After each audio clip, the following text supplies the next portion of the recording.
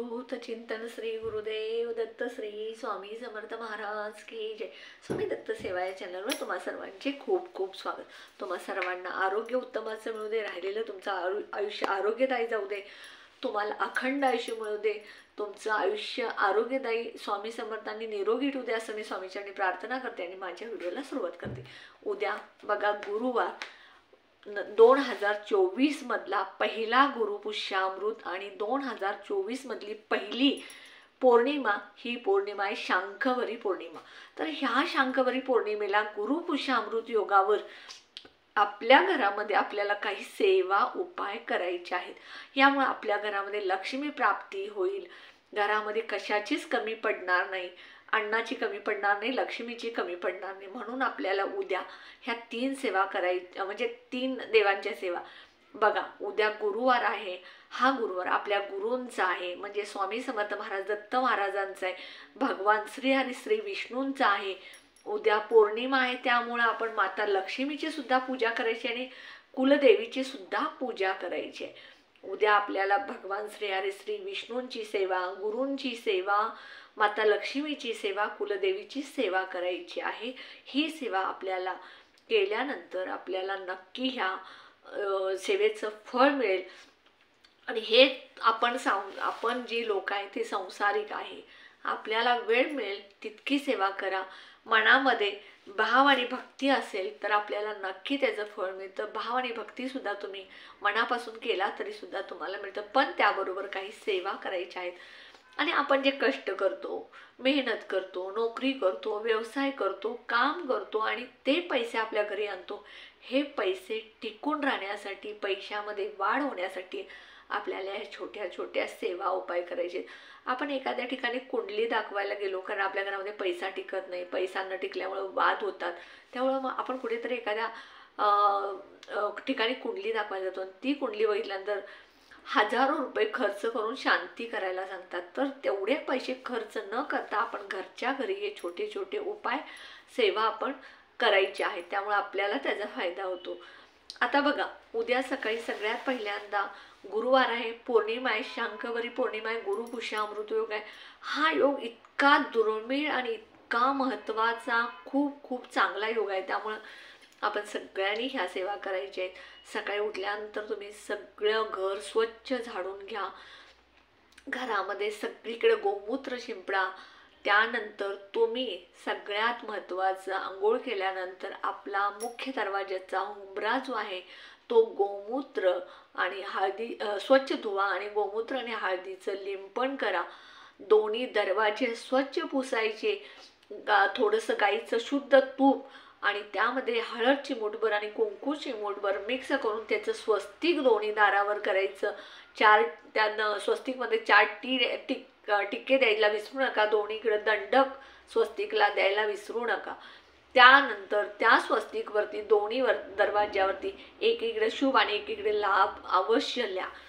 आणि त्यानंतर तुम्ही माता लक्ष्मी म्हणजे तुळशीला शुद्ध गाईचं दूध असेल ठीक, नसेल तर तुमचं साधं दूध बिना तापवलेलं कोरं एका तांब्यामध्ये 1 चमचाभर दूध टाकून ते जल तुम्ही तुळशीला अर्पण करा। त्यानंतर माता लक्ष्मीला हळदी कुंकू लावा, अगरबत्ती लावा, तुम्ही तुपाचा, शुद्ध गाईच्या तुपाचा दिवा लावा। तुमच्याकडे शुद्ध गाईचं तूप नसेल तर तुम्ही घरामध्ये जे तूप असतं त्याचा दिवा लावा। माता लक्ष्मीला म्हणजे माता तुळशीला 5 प्रदक्षिणा करा। ओम नमो भगवते वासुदेवायचा मंत्र 5 प्रदक्षिणा काढत म्हणा आणि माता लक्ष्मी म्हणजे तुळशीला प्रार्थना करा, हे तुळशी माता माझ्या घरात सदैव तुझा वास असू दे, जी लक्ष्मी आले ती स्थिर राहू दे, त्यामध्ये वाढू दे असं प्रार्थना करायचं। आणि त्यानंतर तुम्ही तुमच्या घरामध्ये तुमच्या देवघरातली पूजा नित्यनेमाची करायची।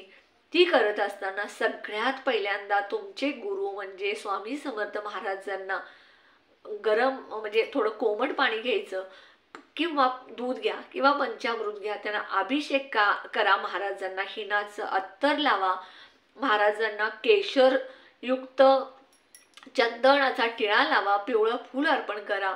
त्यानंतर माता लक्ष्मीची तुम्ही अभिषेक करायचा। माता लक्ष्मीला सुद्धा तुम्ही जलनं, गरम कोमट पाण्यानं, दुधानं किंवा पंचामृतनं अभिषेक घाला। माता लक्ष्मीला सुद्धा गुलाब जल लावा, माता लक्ष्मीला हळदी कुंकू अर्पण करा, लाल फूल अर्पण करा आणि माता लक्ष्मीला सुद्धा तुम्ही प्रार्थना करा, हे माता लक्ष्मी माझ्या घरामध्ये तू सदैव तुझा वास असू दे, तू स्थिर राहा, माझ्या घरामध्ये लक्ष्मी वाढू दे अशी प्रार्थना करायची. त्यानंतर बाळकृष्ण म्हणजे भगवान श्रीहरी श्री विष्णू ह्यांची सुद्धा उद्या आपल्याला अभिषेक घालायचा आहे. पंचामृतनं घाला, कोमट पाण्यानं घाला किंवा दुधानं घाला. बाळकृष्ण प्रत्येकाच्या घरामध्ये असतो आणि ह्या बाळकृष्णांची सुद्धा आपल्याला अभिषेक घालायचा आहे.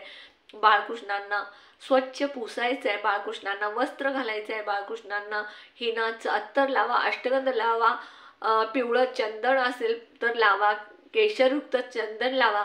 भगवान श्री हरी श्री विष्णूंना सुद्धा तुम्ही पिवळं फुल अर्पण करा आणि भगवान श्री हरी श्री विष्णूंना प्रार्थना करा की हे भगवान श्री हरी श्री विष्णू सदैव तुम्ही माझ्या घरामध्ये राहा, तुमचा आशीर्वाद आम्हाला राहू दे. जिथे भगवान श्री हरी श्री विष्णू तिथे माता लक्ष्मी नक्कीच असते.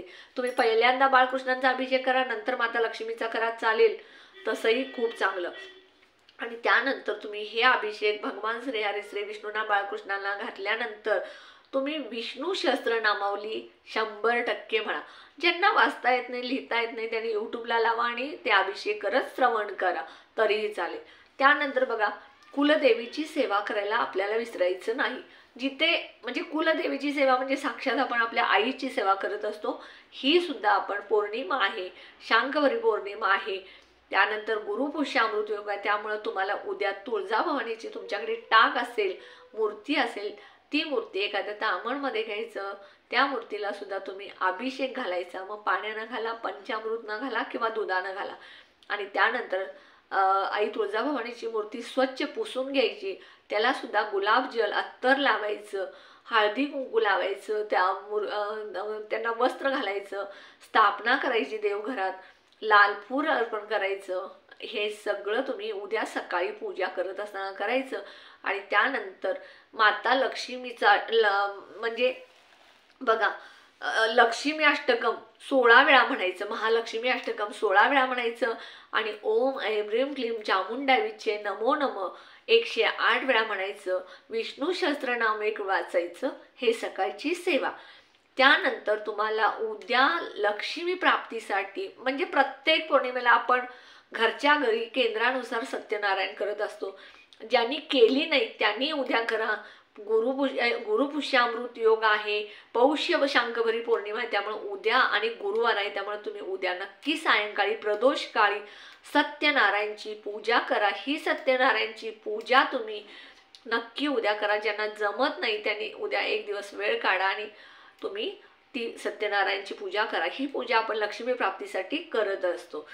त्यानंतर बघा, ही पूजा झाल्यानंतर आपल्याला हे संध्याकाळी जो आपली मेन चौकट असते त्या चौकटीवरती तुपाचा मेन होंबऱ्यावरच शुद्ध गाईच्या तुपाचा दिवा लावायचा. नसेल तर तुमच्याकडे साधं जे तूप तुम्ही घरात काढतात त्या तुपाचा दिवा तुम्ही होंबऱ्यावर सायंकाळी उजवीकडे लावा, डावीकडे लावा, पण सायंकाळी तुपाचा दिवा होंबऱ्यावरच लावायचा.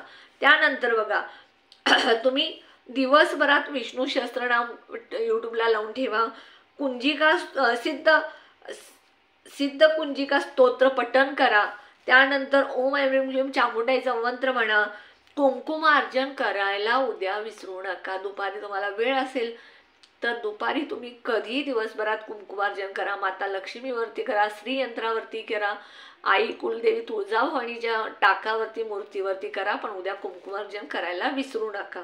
त्यानंतर आई भगवतीची ओटी भरा, त्यानं सुद्धा तुम्हाला त्याचा फायदा होतो. ह्या सगळ्या छोट्या छोट्या सेवा तुम्हाला उद्या करायच्या आहेत. ह्या सेवा केल्यानंतर तुमच्या घरामध्ये लक्ष्मी प्राप्ती होईल, लक्ष्मी आलेली टिकेल आणि लक्ष्मी जिथे तिथे घर सुख शांतीनं भरून राहतं. उद्या गुरुपुष्यामृत आहे. गुरुपुष्यामृतच्या योगावर जर आपण थोडंसं सोनं खरेदी केलं तर ते मोडण्याची वेळ आपल्यावर कधीच येत नाही असं आहे. त्यामुळे तुम्ही शक्य असेल सोनं खरेदी करा. ज्यांना शक्य नाही त्यांनी श्रीयंत्र खरेदी करा, एखादा तांब्याचा पितळेचं वस्तू खरेदी करा, पळीपंचपत्र खरेदी करा, एखादं छोटं फुलपत्र खरेदी करा, देवाचं सारामृत, गुरुचरित्र 14 वाद्य 18 वाद्य किंवा माता लक्ष्मीची मूर्ती किंवा तुमच्याकडे तुळजाभवानीचा टाक नसेल, मूर्ती नसेल तर खरेदी करा. कुठलं ना कुठलं देवाचं पुस्तक खरेदी करा, डाळ चण्याची खरेदी करा, हे तुम्ही उद्या करू शकता. आणि ह्या सगळ्या सेवा तुम्ही उद्या करायचे, मी सुद्धा. आणि सगळ्यात महत्त्वाचं सांगायचं राहिलं की उद्या दुर्गा सप्तशती पाठ करायला विसरू नका.